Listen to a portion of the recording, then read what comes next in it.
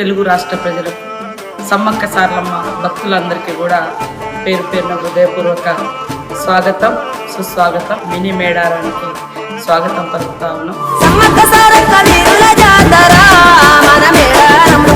ప్రతి 2 సంవత్సరాలకు ఒకసారి మనం ఘనంగా మరి పెద్ద జాతర నిర్వహించుకుంటాం. లాస్ట్ ఇయర్ పెద్ద జాతర జరిగింది. ఈ సంవత్సరం మినీ జాతర ములుగు జిల్లాలోని సమ్మక్క సారలమ్మ తాడ్వాయి మండలంలో మేడారంలో ఈ రోజు నుంచి జరగబోతున్న సందర్భంగా ప్రతి ఒక్కరూ మరి జాగ్రత్తగా వచ్చి తమ యొక్క మొక్కులను చెల్లించుకొని తిరిగి అంతే నమ్మకంతో, అంతే విశ్వాసంతో, అంతే జాగ్రత్తగా తిరిగి ఇళ్లకు చేరాలని మనస్ఫూర్తిగా కోరుకుంటా ఉన్నాం.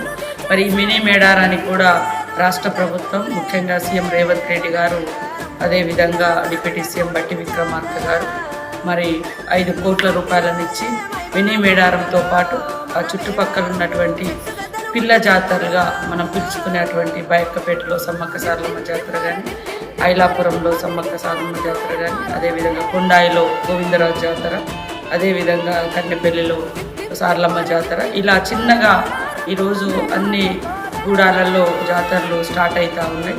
ఈ రోజు నుంచి శుక్రవారం వరకు ఘనంగా ఈ జాతరలు నిర్వహించుకోవడం ఆదివాసీ సాంప్రదాయానికి, విశ్వాసానికి ప్రతీకగా కొనసాగుతుంది.